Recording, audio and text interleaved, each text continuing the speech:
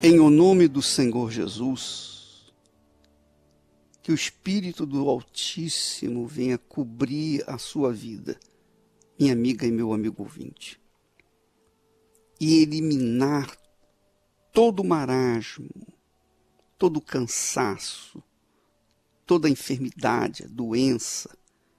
Venha eliminar agora, nesse momento, os medos que são provocados pelas dúvidas, que vêm por causa da ausência da fé. Seja livre, sejam todos livres em o nome do Senhor Jesus e recebam a fé, o espírito da fé, para tomarem posse daquilo que Deus tem prometido na sua palavra. Em nome do Senhor, amém. Pois é, minha amiga, meu amigo ouvinte, quando nós pregamos o Evangelho, muitas das vezes ficamos numa encruzilhada. Por quê? Porque em determinadas passagens bíblicas, nós vemos claramente que Deus quer que você, que eu, que todos nós vivamos a vida abundante. Jesus disse, o ladrão, referindo-se ao diabo, não vem senão para roubar, matar e destruir. Mas eu, disse Jesus, vim para que tenham vida e a tenham com abundância. Ele não precisava nem falar em e a tenham com abundância, porque Jesus não dá nada com miséria, nada por medida, ele dá com abundância. Mas ele faz questão de frisar, eu vim para que tenham vida e a tenham com abundância. Entretanto, lá no texto de 1 Timóteo, capítulo 6, e versículos de 7 a 12, nós encontramos a advertência de Paulo para Timóteo, dizendo, porque nada trouxemos para este mundo, nada trouxemos, e manifesto é que nada podemos levar dele. Tendo, porém, sustento e com que nos cobrirmos, estejamos com isso contentes. Mas os que querem ser ricos caem na tentação e em laço e em muitas concupiscências loucas e nocivas que submergem os homens na perdição e na ruína. Porque o amor ao dinheiro é a raiz de todos os males. E nessa cobiça, alguns se desviaram da fé e se traspassaram a si mesmo com muitas dores. Mas tu, ó homem de Deus, foge destas coisas. Segue a justiça, a piedade, a fé, o amor, a paciência, a mansidão. Milita a boa milícia da fé, toma posse da vida eterna, para a qual também foste chamado, tendo já feito boa confissão diante de muitas testemunhas. Muito bem, nós temos aqui então um texto enorme que enfatiza que os homens de Deus, como foi o caso de Timóteo, Paulo falando para Timóteo, para fugir dessa tentação de ser rico, porque alguns se desviaram da fé por causa disso. Agora, a pergunta é, se por causa de alguns terem desviados da fé, por quererem ser ricos, por quererem alcançar a promessa da vida com abundância, então todos os demais devem também ficar tolhidos e não cobrar de Deus o direito tenha a vida abundante que Jesus prometeu? Então, por causa de alguns que se desviaram da fé, todos os cristãos devem se precaver, devem ficar tolhidos, devem perder o direito à vida com abundância? Não, eu não concordo com isso. Eu acredito que, e eu falo isso pelo Espírito, que o apóstolo Paulo esteja aqui generalizando. Não acredito que o Espírito Santo queira isso. Porque, imagine, Deus, quando fez os céus e a terra, antes de trazer o homem à terra, ele fez um jardim, ele plantou um jardim, chamado Jardim do Éden, ou Jardim de Deus. E nesse jardim, Adão e Eva tinham tudo do bom e do melhor. Não havia doença, não havia morte, não havia nada de mal. Tudo era perfeito. Quando eles desobedeceram à palavra de Deus, eles perderam essa vida abundante. Eles perderam essa vida com abundância. Eles perderam o jardim. Eles foram expulsos do jardim do Éden. Ora, por que eles foram expulsos? Foram expulsos por causa do pecado.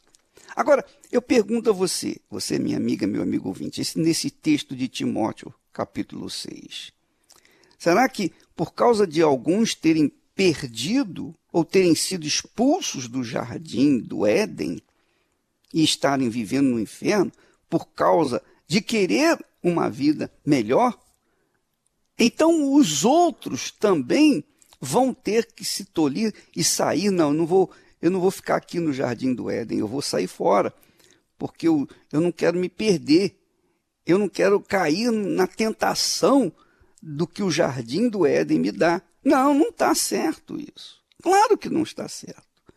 Então, minha amiga, meu amigo ouvinte, Jesus disse: eu vim para que tenham vida e vida com abundância. Essa é a promessa do Todo-Poderoso.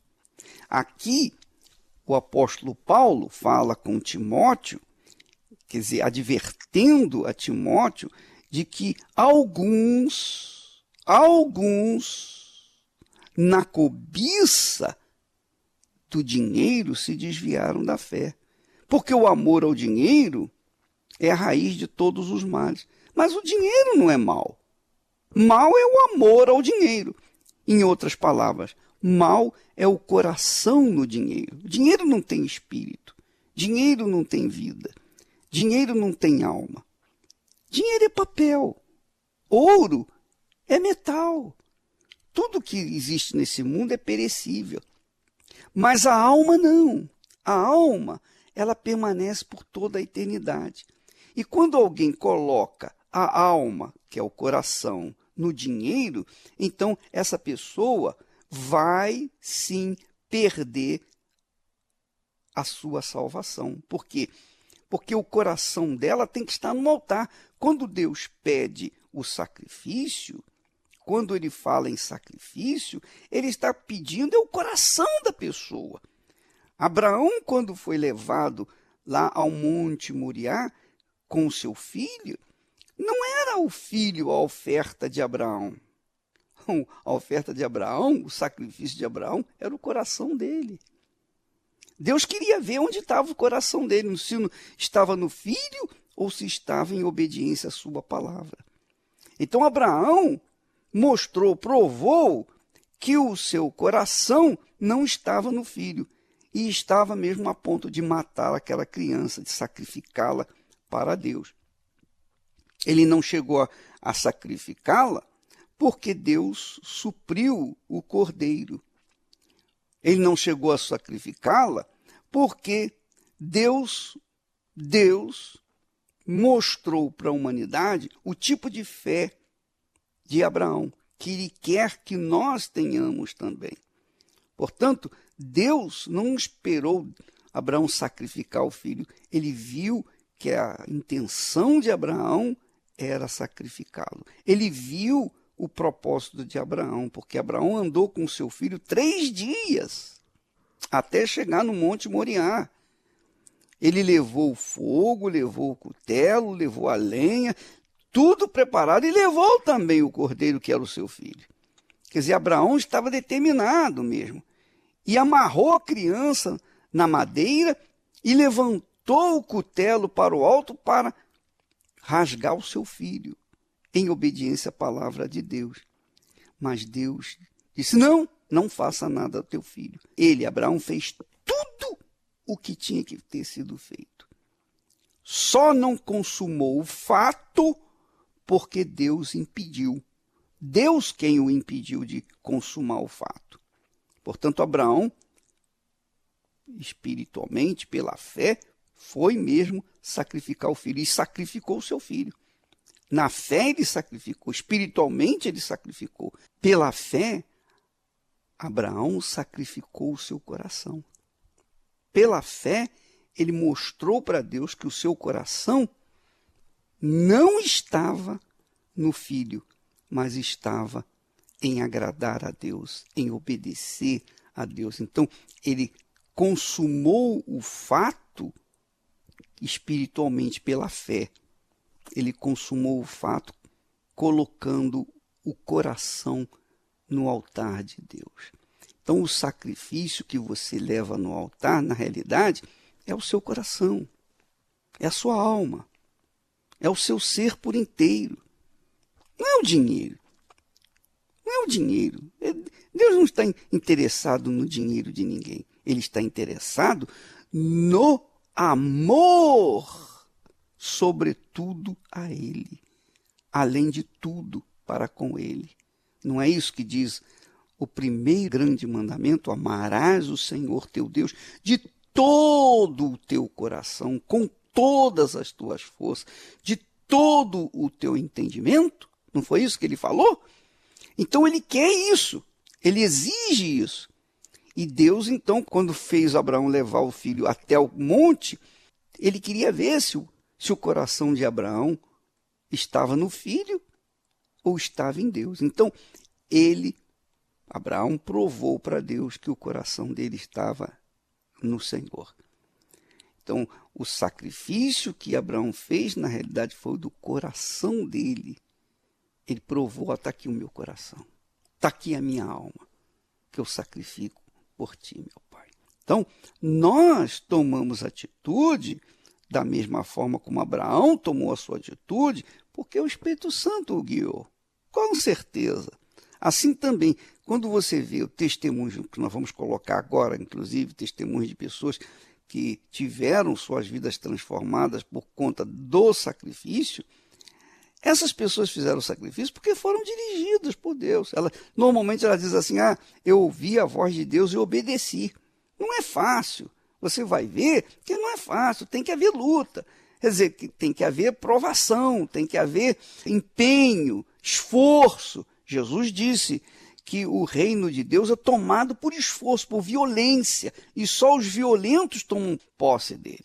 Então, há que se manifestar uma fé agressiva, uma fé de Deus, uma fé que não deixa a pessoa ficar em dúvida, não deixa a pessoa ficar no mais, nada disso. A pessoa vai com tudo, com toda a sua força. E é esse o sacrifício que cada um deve fazer. Vamos ouvir testemunhos que vão mostrar por que nós estamos falando assim. Meu nome é Alexandre. Quando eu cheguei na Igreja Universal, eu tinha uma vida totalmente destruída. Vim de uma família destruída, meu pai, minha mãe. Minha mãe morreu quando eu muito novo, num acidente de veículo, de carro. E dali em diante a nossa vida começou a ruína da nossa família. Foi quando eu muito novo saí de casa, não tinha nada. Minha família não tinha nada, nós éramos em 10 irmãos, não tinha nada, o alimento era difícil para você já ter o alimento em casa.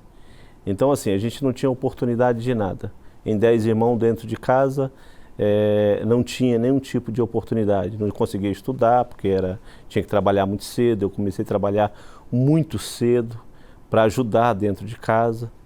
E depois que a minha mãe morreu, eu tinha em torno de 11 a 13 anos, por aí, não me lembro exatamente, mas aí eu comecei a viver a minha vida sozinho, de uma cidade para outra, de um local para o outro, de uma casa, ia para a casa de um parente, ia para a casa de outro, e nisso a gente não consegue nem estudar, porque você não para em lugar nenhum. E eu acabei vindo para São Paulo. Eu tinha 18 anos quando eu cheguei em São Paulo e comecei a minha vida. E daí então, sem oportunidade, batalhando, coragem para trabalhar, mas não tinha qualificação nenhuma para trabalhar. Então a gente começa batendo em porta e nada acontece. Certa vez eu cheguei através de um convite à Igreja Universal. E ali comecei a ouvir a palavra de Deus, ouvir o que o homem de Deus pregava no altar. E assim comecei a batalhar, a trabalhar, a buscar as conquistas do dia a dia. Era muito angustiado, muito triste, muito revoltado até mesmo com Deus, porque quando perdi a minha mãe era muito novo, não tinha uma estrutura familiar. Então assim, você chega muita revolta, muita angústia, muita tristeza. E daí em diante Deus foi trabalhando na minha vida, trabalhando de uma maneira grandiosa na minha vida. Eu comecei a trabalhar, a fazer as minhas coisas e amadurecendo. E dentro dessa batalha a gente ouvindo na igreja a fé. Fé que muda. E crendo num Deus que pode todas as coisas. A partir daí, a gente batalhando, correndo atrás, e Deus veio nos abençoando, entendeu?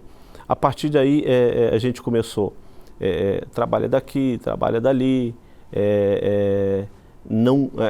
tentando de todas as maneiras, não que a gente não tinha coragem de trabalhar, mas trabalhava e as coisas não aconteciam. Batalhava daqui, dali, e as coisas não aconteciam. Foi aí que a gente ouviu falar da fé que muda, que transforma, e foi assim que aconteceu na nossa vida. Eu comecei a fazer aquilo que o homem de Deus ele pregava, a ouvir o homem de Deus, e a partir daí a gente começou a mudar a nossa vida. Para quem não tinha nada, a gente não tinha nada, situação complicada, situação ruim, era complicado, era humilhante, né? Você chegar em casa, eu falo por mim, eu como pai de família, uma pessoa casada, com filho, o filho te pedir lá um Danone, você, não filho, hoje não posso, tá ruim hoje, não posso gastar esse dinheiro porque tem que pôr gasolina, tem que pagar uma passagem para você sair, e a gente tem aquelas restrições que isso você não pode, porque senão amanhã você não consegue fazer o que você tem que fazer. Na fé, buscando ali na igreja, veio a fogueira santa, e a gente tomou aquela palavra e fomos em frente, e a partir daí foi aonde a nossa vida começou a mudar. Hoje a gente tem várias casas de aluguel, tem salão que a gente está fazendo, inúmeras casas, eu não posso dizer uma, duas, três, inúmeras casas que a gente tem. Então Deus na fogueira santa de Israel, Ele tem nos dado o melhor, sempre o melhor. A gente fez a nossa parte, a gente acreditou, a gente colocou o nosso tudo no altar, tivemos a fé de colocar, acreditamos em Deus e Deus nos fez o melhor. Hoje eu vou no mercado, a gente for no mercado pode comprar quanto a gente quiser, o básico que faltava. Hoje a gente pode almoçar, jantar no melhor restaurante que a gente quiser. O veículo que a gente tinha, que era muito ruim, hoje a gente tem vários veículos, entendeu? Então Deus, na fogueira santa de Israel, Deus tem nos proporcionado, tem nos dado o melhor. Cada dia mais Deus tem nos dado o melhor. E melhor do que tudo isso é hoje o que a gente tem. A vida financeira abençoada, graças a Deus, mas o melhor é você ter paz, ter alegria, ter uma família que você pode contar com ela, ver teu filho ali, tua filha ali, ver o que Deus fez na tua vida. E Deus, Ele tem feito dia a dia. Quando Deus nos pede, a gente de pronto, a gente vai e obedece e dá. Porque Deus, se Ele te pedir, você der, fica certo de uma coisa. Deus, Ele vai te dar muito mais, muito mais. Meu nome é Luciana.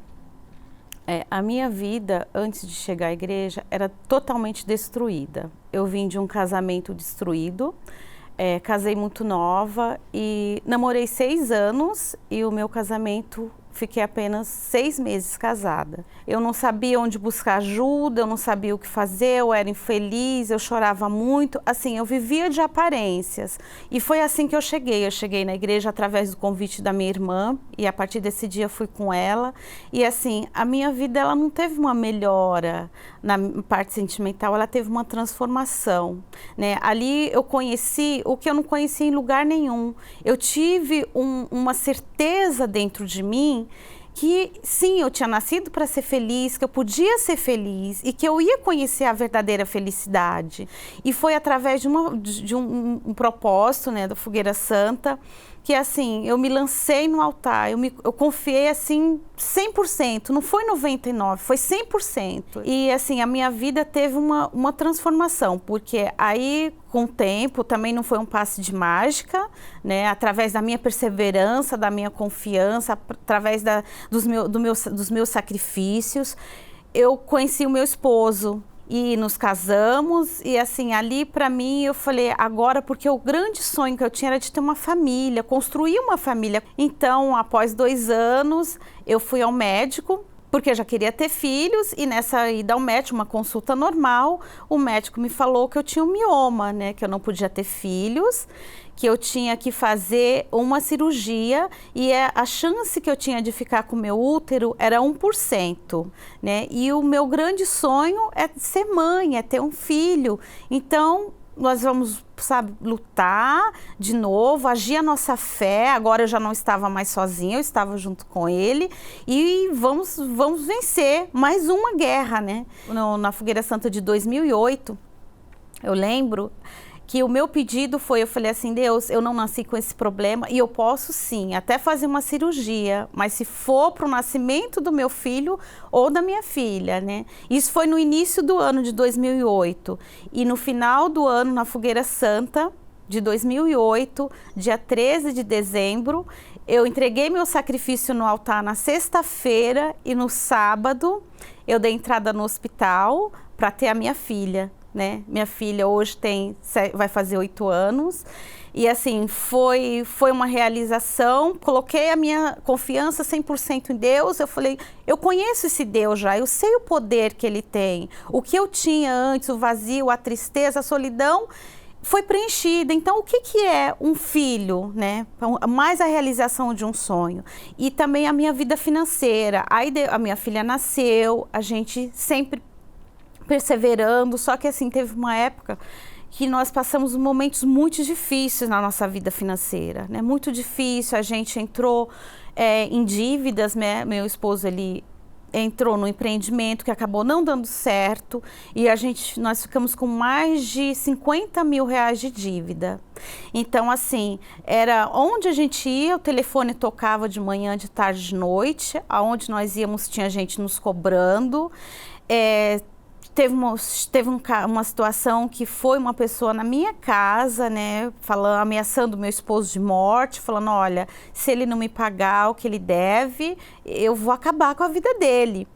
E assim, a situação era tanta miséria, tão humilhante, que a gente não tinha o valor de R$450 para pagar o aluguel. Era muita humilhação. A gente saía na rua de carro, tínhamos carro, mas o carro parava no meio da avenida, né? O carro parava no meio da avenida, aí íamos ver, acabava a gasolina. Isso não foi uma vez, 2, não, foram várias vezes. Então, assim, aquilo pra gente era muito humilhante, a gente tinha o pior, a gente morava no pior, só que foi através de sacrifícios, de Fogueira Santa, sacrifício após sacrifício, que a nossa vida ela não mudou, não, ela se transformou. Hoje a gente pode falar que realmente eu posso falar que eu conheço o Deus que eu sirvo, eu sei a grandeza que Ele tem, porque hoje, onde nós fomos humilhados, no condomínio que a gente morava, a pior casa da rua, hoje nós temos a nossa casa, é a melhor da rua. Nós compramos dentro do condomínio a nossa casa.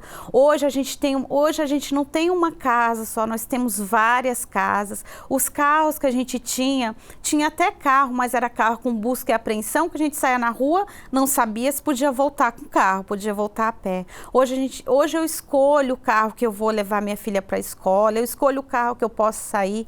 Então, assim, verdadeiramente, hoje, não foi uma melhora, nem uma mudança, foi uma transformação. Hoje a gente dá o melhor para nossa filha, hoje a gente pode passear onde nós quisermos, sair para comprar o que nós quisermos, o que a gente precisa, o que a gente quer usar de bens materiais, hoje nós temos. E assim, não foi só o material que Deus fez, né? Como às vezes eu fico conversando com meu esposo e a gente vê assim, da onde Deus nos tirou, o que Ele fez, e principalmente na nossa vida espiritual, porque hoje eu posso dizer que eu tenho paz, eu tenho alegria, eu tenho felicidade, eu sei o que é ter uma família, eu sei o que é ter um lar, mas não é só uma família, é ter uma família completa. Deus, Ele fez por completo na nossa vida, porque o que eu aprendi no altar é que a Fogueira Santa, ela é o nosso único lugar onde você sabe que ali você vai ter resposta.